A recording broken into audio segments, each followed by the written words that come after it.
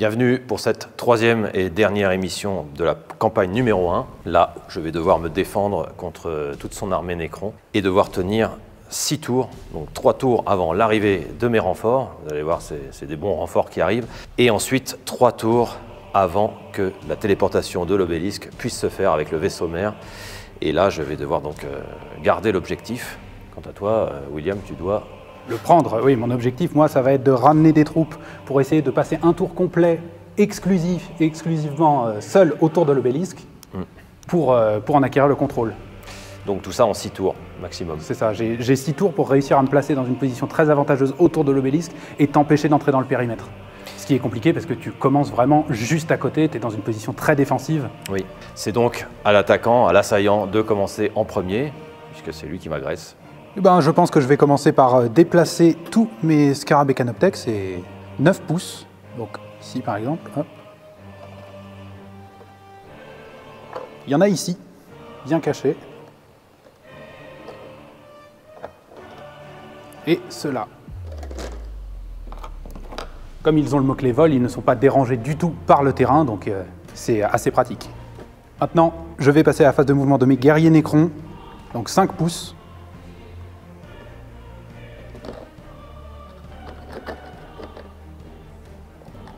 Et le deuxième groupe, donc,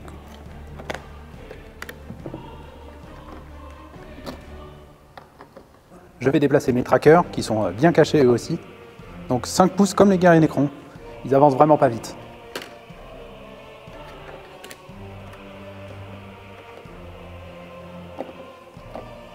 Je vais déplacer mon technomancien qui est ici, avec son doigt pointé vers l'ennemi. Lui, il peut se déplacer de 5 pouces aussi. Donc il va passer juste devant les scarabées, en volant comme ça. Et voilà. Maintenant, je vais déplacer mes destroyers Scorpec, qui sont ici. Donc c'est 7 pouces de déplacement, ceux-là. Bouge un peu plus vite.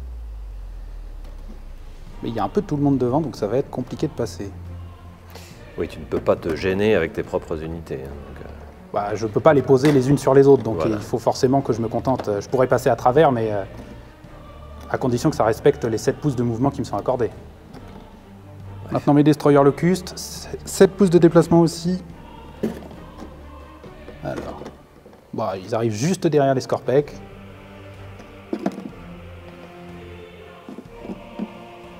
Bon, celui-ci, c'est mon rôdeur du Triarcat. Je vais le déplacer de 9 pouces. Et comme il prend de la place, il faut que je trouve un endroit où le mettre stable. Ouais.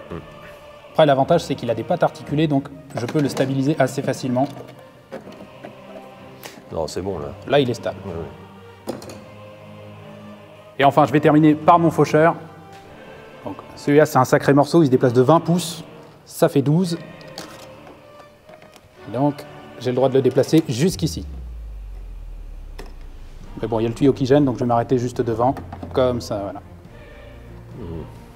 Maintenant, je vais déplacer ma dernière unité. C'est un personnage, c'est le Dynaste. Donc, c'est un peu leur chef à tous. Il n'a que 5 pouces de déplacement. Et là, dans ce bazar, ça va être un peu compliqué. Ah, non, je peux le déplacer ici. Hop. Et là-dessus, je pense que je vais faire un mouvement avancé parce que sinon, je vais être un peu loin.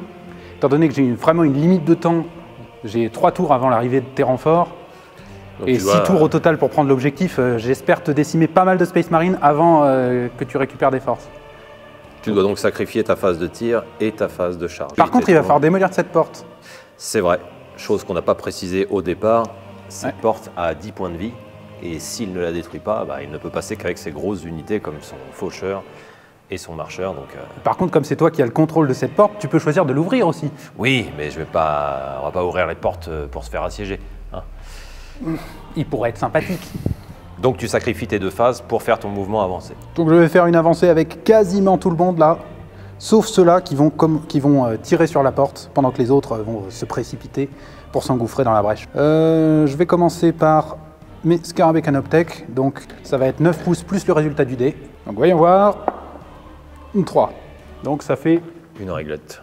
12 pouces, pile poil ici. Maintenant, 7 autres nuées. Donc là, c'est pareil, c'est 9 de déplacement plus le résultat du dé, donc 2. Donc un total de 11.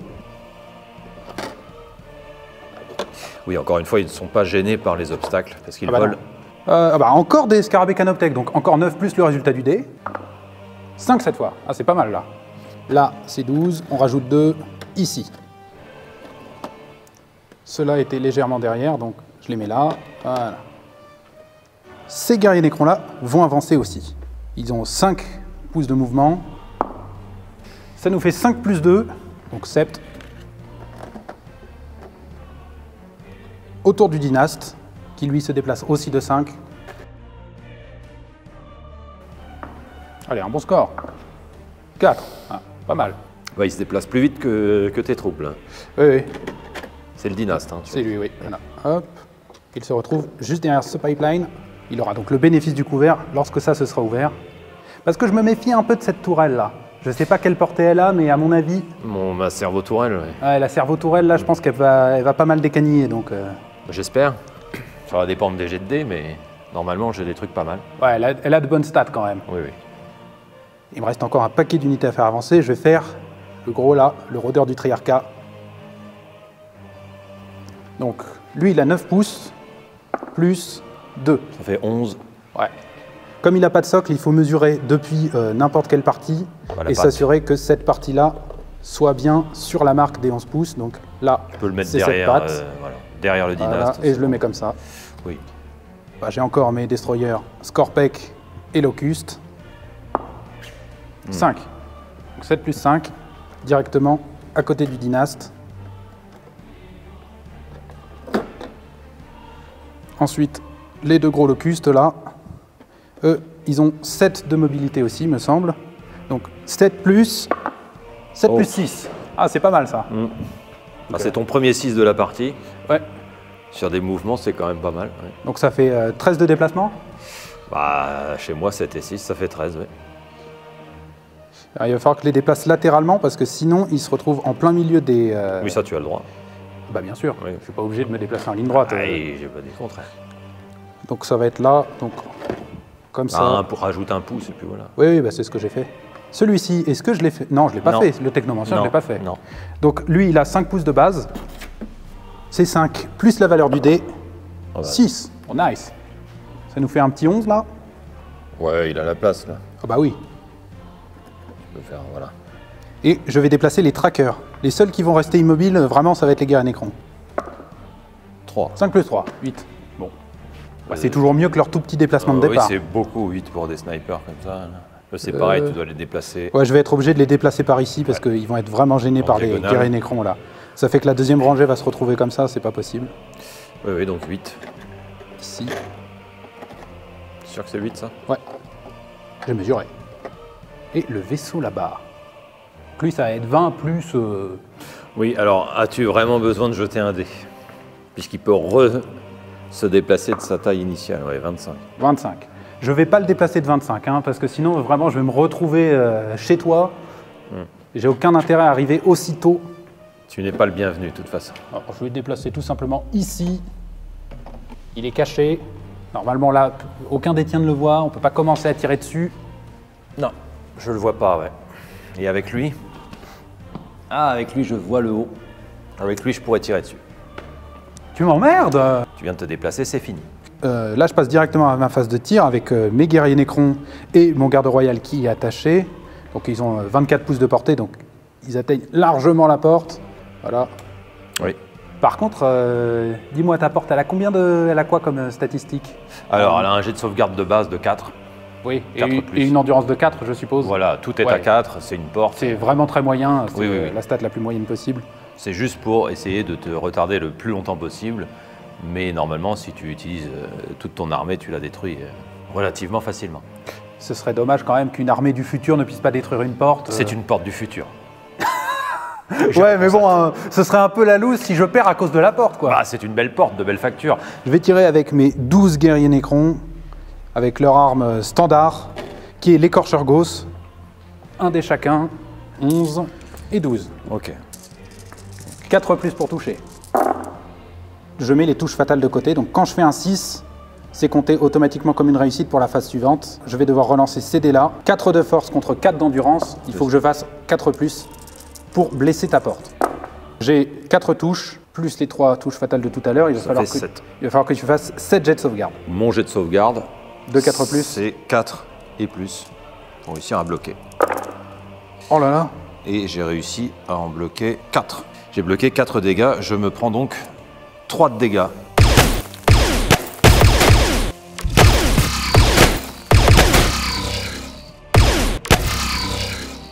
Je vais tirer aussi avec mon garde royal.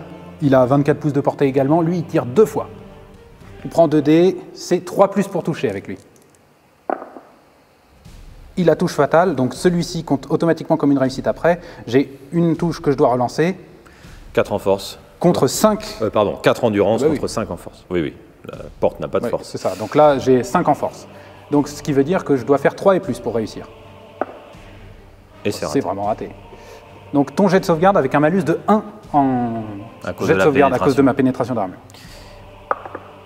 Et c'est réussi, puisqu'elle avait 4 endurance. Il réussit quand même, l'enfoiré. Ah, c'est une grosse porte. L'armée des Nécrons serait tenue en échec par une simple porte. Ok, c'est mon tour de mouvement, donc je vais commencer par mon Dreadnought. C'est toujours bien de commencer par le Dreadnought. Je vais l'avancer à peu près ici. Il se déplace de combien Jusqu'à 9 pouces, mais là je l'avance exprès derrière la servo-tourelle. Mais Space Marines, maintenant, eux, ils peuvent se déplacer de 6 au maximum, donc je vais les rapprocher.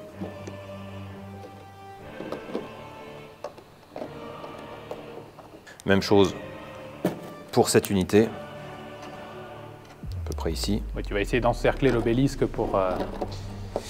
Pour prendre le contrôle du point de contrôle, justement. Pour m'éviter une victoire trop facile. Même chose pour ici. Alors, les Outriders peuvent avancer largement plus, hein, mais je les mets pour qu'ils soient à peu près groupés. Donc, pour le Stormhawk, il a le mot-clé stationnaire, donc je ne suis pas obligé de le bouger, parce que normalement, pour les unités volantes, on est obligé de faire un mouvement obligatoire. Oui. C'est le principe d'être obligé de faire quelque chose. Comme il a le mot-clé stationnaire, je peux ne pas le bouger, parce que d'ici, j'aurai la portée pour tirer sur son faucheur, à la phase d'après. Celui-là? Ouais. Il a 48 pouces de portée. Et là, tu as la vision? Avec son canon Icarus. Alors, ouais, je vois le haut de son épine dorsale, là. Donc, tu peux tirer dessus. Je peux tirer dessus. Largement. Donc, je le laisse ici. Par contre, pour mon Storm Speeder, lui, il peut se déplacer de 14 pouces. Donc, pour avoir la portée, évidemment, sur la portée et la vision sur ton faucheur. Donc maintenant, je vais passer à ma phase de tir. J'utilise mon intercepteur pour tirer avec le canon Icarus à 48 pouces de portée. Ouais, il est à 48 pouces de portée, là? Ouais, largement. Ouais, ça fait 24, donc là, ouais, ça fait 36. Tu as largement la portée. Donc, mon petit intercepteur a le mot-clé anti-vol 2 et jumelé 2. Sur ton canon Icarus? Sur le canon Icarus, spécifiquement sur cette arme.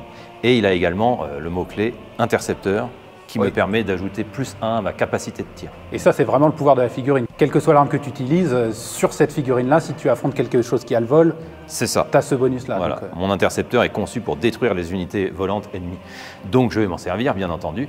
Et avec intercepteur, au lieu de faire un 3+ pour toucher, je n'ai besoin que de faire 2+ seulement. D'accord. Okay. Et il a 6 attaques. Vous voyez comment il s'empresse d'y aller? Il était bien guilleret là sur le coup. Bah oui, parce que je peux te... Donc 2+ pour toucher. Il y a tout qui touche. Ok. Et du coup, mon endurance est de 9. Contre 7 en force. Mais comme j'ai le mot-clé anti-vol 2, je te touche, je te blesse sur un 2+. 2 ou plus. Ah! C'est ça l'avantage d'avoir une unité qui tire sur les unités d'avoir volantes. Anti-vol, ouais. Voilà. C'est parti. Et il y a 4 touches. J'en ai quand même raté 2 là. Sur 6, c'est pas terrible. Oui, mais tu as jumelé. Ah, effectivement. Merci de me le rappeler. La capacité jumelée de l'arme, ça me permet de relancer les dés qui ne sont pas. Je peux le faire 2 fois en plus, puisque c'est jumelé 2. Donc là, quand même, si je refais des 1, voilà, j'ai un double 4. Donc ça fait que j'ai 6 touches, enfin 6 blessures. Donc maintenant, c'est ton jet de sauvegarde qui s'applique. Tu as de la pénétration d'armure? Oui, -1. Ok, normalement, j'ai 3 et du coup, là, ça fait 4. C'est ça. Bon, 4+, j'ai une chance sur 2 de réussir. Bah, je réussis justement, 1 sur 2. Ouais, il y en a 3 qui touchent. Ok, c'est combien de dégâts? 2 de dégâts. 3 qui ratent, 3 qui touchent. 6 de dégâts. Il a 12 PV en temps normal, donc là il est plus qu'à 6. Ça picote. J'utilise maintenant mon Storm Speeder pour tirer avec mon lance-missile Hammer Strike. Et je vais faire 2 attaques, à 3+ pour te toucher. Étrange accent. Très spontané surtout, je trouve. Donc 3+ pour toucher. J'ai une seule touche, un 5 et un 1. Ok, j'ai 9 endurance. Contre 10 en force. Ouais, donc c'est 3+. C'est 3+, ouais. Ça touche. Ok, pénétration d'armure. Moins 3. J'avais 3 de base, donc c'est On va faire un 6+. Ah, et j'ai même pas de sauvegarde invulnérable. Il n'y a pas de 6+. C'est un 6 ou c'est tu rentres chez toi. Et c'est un 1. Échec critique. Non, ça compte pas. Combien de dégâts? Alors, le dégât, c'est sur un D8. Ah! Allez, le jet de dés à 8 faces. Tu peux faire 1. Oh, c'est un 6. Et c'est un 6. Ça te pète ton faucheur.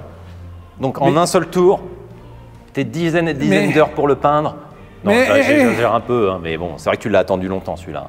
Bah oui, j'étais hyper content. Je peux l'utiliser que sur cette partie, et là, il disparaît comme ça.